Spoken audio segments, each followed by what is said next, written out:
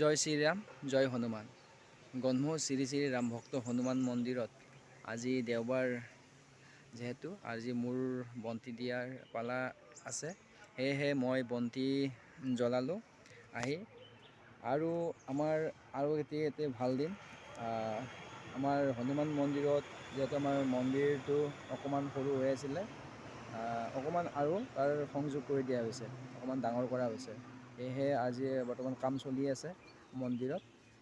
সকলো ৰাইজৰ সহায় সহযোগত এইখিনি কাম কৰা হৈছে।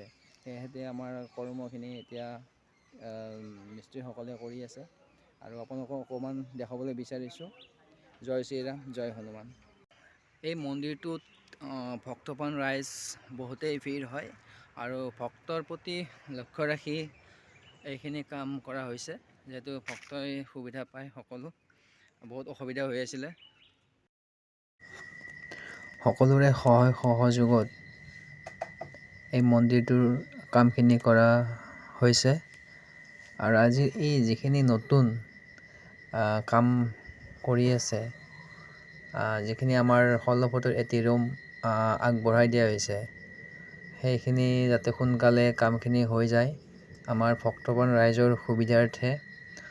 সেয়েহে আমাৰ সকলো কমিটিৰ সকলো সদস্য এক্টিভ হৈ এই কামখিনি কৰি আছোঁ।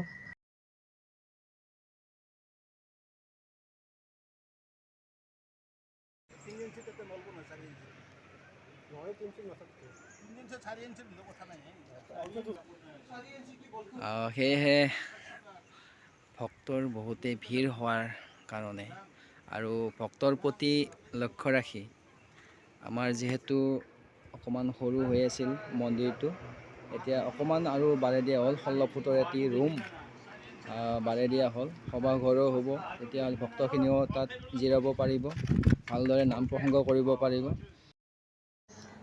এনেদৰে আমাৰ সকলো ৰাইজৰ সহায় সহযোগত এই কামখিনি কৰা হৈছে। আৰু আপোনালোকেও ভক্তপ্ৰাণ ৰাইজে যদিহে কিছু দান বৰঙণি আগবঢ়াব বিচাৰে, তেনেহ'লে গন্ম শ্ৰী শ্ৰী ৰাম ভক্ত হনুমান মন্দিৰ কমিটিত যোগাযোগ কৰিব পাৰে। আৰু যোগাযোগ মানে ইয়াতে এই ফেচবুক পেজত আপোনালোকে কমেণ্ট কৰিব, কমেণ্টৰ দ্বাৰাই যোগাযোগ কৰিব। ধন্যবাদ। জয় শ্ৰীৰাম, জয় হনুমান। এই কামখিনি আগতেই কৰা হৈছিলে আৰু এই কামখিনি এই ভিডিঅ'টোৰ লগত সংযোগ কৰি দিয়া হ'ল, যিহেতু এইখিনি ভিডিঅ' আপোনালোকে দেখা পোৱা নাছিলে। সেয়েহে এই ভিডিঅ'টোৰ লগতে এইখিনিও সংযোগ কৰি দিয়া হৈছে। সকলোৱে এবাৰ চাওক। আৰু এনেকৈ আমি মন্দিৰৰ কামত সময়ে সময়ে ব্যস্ত হৈ থাকোঁ। মন্দিৰটো জাকত জিলিকা হোৱাৰ স্বাৰ্থত সকলোৰে ভাল হওক, সকলোৰে মংগল হওক।